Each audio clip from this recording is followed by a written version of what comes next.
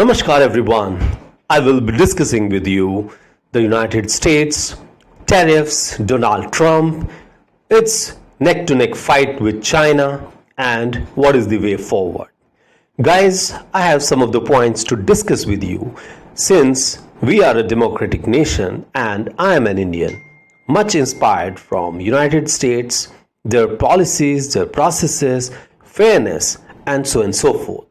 However, nowadays what we look back and the statements of the President of United States really disheartens us, and we say that we don't want to be like that. And in fact, we are better off. So starting with the very first thing, how the democracy emerged and took shape in United States. It was back in 1789 in June when its first president, George Washington, he became the president and started working upon. Over a period of time, Abraham Lincoln and few others which we know, and they have brought changes to lives of the people, not just in United States, but gave a ray of hope to everyone across the world. The politics changed and we Indians also became free, and our constitution creator, Dr. Babasaheb Bhimrao Ambedkar, was also a product of one of the US universities. Truly telling, all of us are really admiring and have been admiring United States, but the sad affairs which are created by Donald Trump really disheartens us, and we really feel that a democracy which was thriving and showing, navigating the path for everybody is really going in a reverse direction. So let's talk about it, how Donald Trump and his administration is truly attacking on democracy over there, and how they are in fact becoming something which they would definitely not like to hear from anybody, including me. Of course, much worse than a communist nation. It looks like that. So the very first thing that comes to my mind in a democracy, what we should be having or what a person expects is freedom of speech. They would expect equality.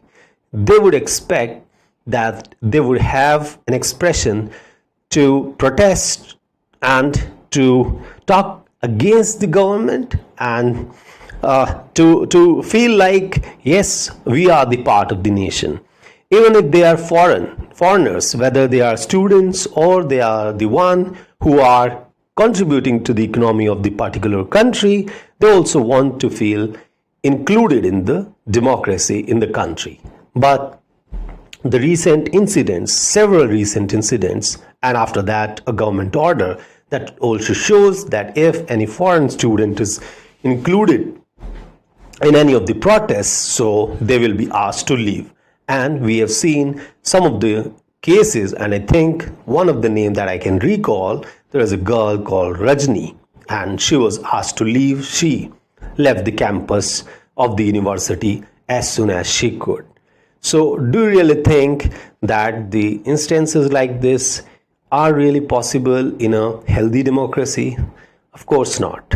Secondly, US has been intervening, rather advocating, or we can also say pressurizing to the group that US leads, and which include European Union, India, and many other countries, wherein to protect the human rights, they have been always advising to the countries and their leaders that you should do this, you should do that, and etc., etc. But at this moment, when Donald Trump is asking for such a skyrocketing tariffs, where are the human rights gone? Do you really think if you are an American, you can really get a t-shirt in those $4-5, right? Or with those kind of tariffs, 100%, 100+% tariffs, what would be the situation of the laborers out there, which would be sitting in any of the Southeast Asian countries, right? Whether it's Cambodia, Bangladesh, and maybe China also. So they will be definitely ripped off everything.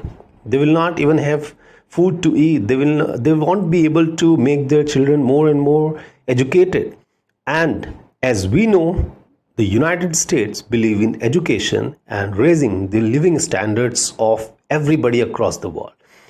Until unless everybody's educational status is upgraded, how would they talk about their rights and how we will be able to adopt the sustainability and how we will be able to protect the environment and see the air which is flowing in India is also going to United States, and everything is revolving around.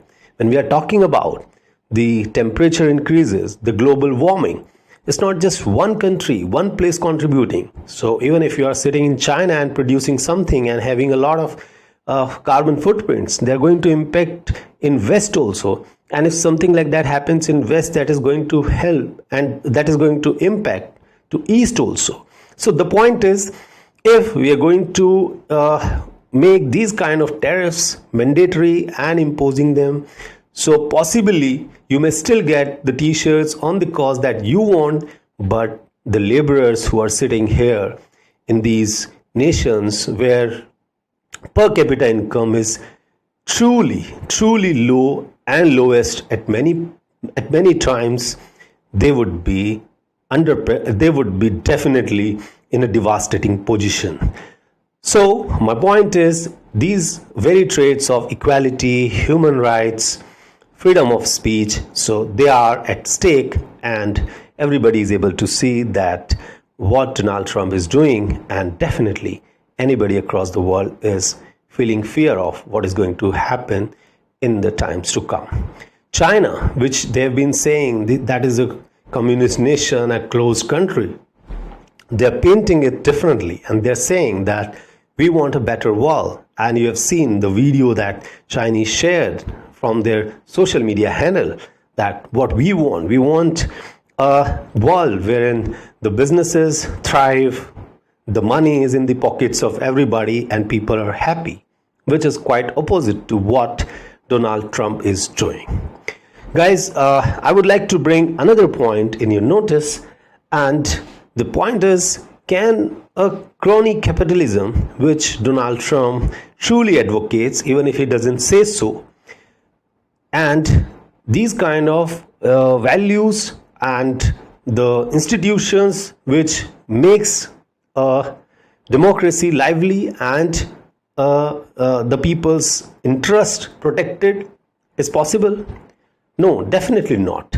If we are talking about having more and more money in the hands of few and even fewer people, that has to come through inequality, and the inequality is of course against the very fundamental principle of democracy. I would also talk to you about you also know that what the very important colleague and a supporter of Donald Trump is doing, and I'm talking about Elon Musk. What he has done in Dodge, sacked the employees, and without even notices, they were threatened in a way, and maybe the attempt was not to have more and more people applying for Dodge or applying for government offices, which simply means that people would be not looking for these kind of jobs, which is in a nutshell a way to reduce your expenses, your taxes. But is the only way that one could do it? Definitely not. If these people had been contributing for so long, then how they could be threatened? And as I believe, in a healthy democracy, this is not possible. When I am saying healthy democracy, which I mean to say that there has to be some checks and balances. It's not just one person who is running the entire system, and even if it happens to be that way, then there should be a way to counter it.